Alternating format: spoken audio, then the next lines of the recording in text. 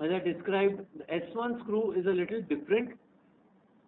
The entry of your S1 screw is basically your junction of your articular process, the inferior part of the articular process with the sacral ala. That is where your entry point is, and the sacrum is often very hollow. So you need to put in a bicortical screw here, and it's best to direct it into the promontory so that you get good purchase from the anterior part. Now regarding thoracic pedicle screws, they are it's more difficult to place, and you need to be an expert at lumbar screws before you go into thoracic level. You have your great vital structures, great vessels, heart, etc. anteriorly, and you need to be very careful with that you don't pierce the anterior cortex. So again, follow the same principles. The shape of the body is different. This the pedicle is aiming downwards towards the body. Yep. So the trajectory and angulation is different.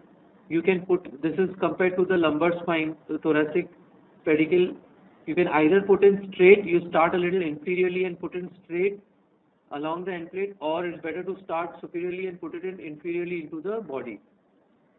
This is the straightforward versus the anatomical positioning of the screw. And nowadays anatomic position is what is preferred. It is safer, and you get more bony purchase when you put this in, and you are completely sure that you are away from all the peripedicular neural elements. So if you have any problem in putting in these screws, if you are new to it, it may be a good idea to expose the facet completely when you put this in. Just the entry point has to be just at your junction of your facet joint to the rest of the lamina, and at the junction of your lateral 1/3 and medial 2/3 is where you need to put it in. This Roy Camille's technique is a little bit more inferior, and what we prefer to do is to start little more superior over here so that we can put it in the anatomical position. So once you know how you got to put it in, you need make your entry point, and then basically it's the same, the rest is the same. If there is any issue and you are new to it, you can even osteotomize the inferior facet above so that you can expose this nicely so that you can put in your screws.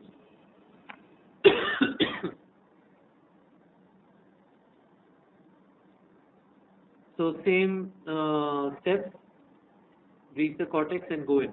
Now if you use a gear shift probe, it's a better one in these cases. These are basically a pedicle finder or a Lenke's instrument which has a 15-degree angle. When you start, put it in with your angulation laterally, and then once you have gone into about 20 millimeters, then you remove your probe and put it in with the angulation medially so that it goes into the body. And again, feel.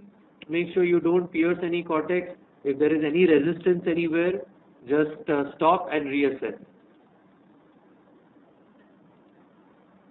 So ideally the screw has to be in the body in the upper 1/3, and the length, as we discussed, should be the junction of your anterior 1/3 and posterior 2/3. Now if there is a problem while putting in the thoracic screws and you've broken the pedicle, or you need to remove the screw and put it in a different way. So the salvage technique you can either just create a new pathway, go for anatomic versus the normal positioning, or you can do a in-out-in technique. What that means is that you start laterally and you go in through the rib and then into the vertebral body. These are salvage procedures.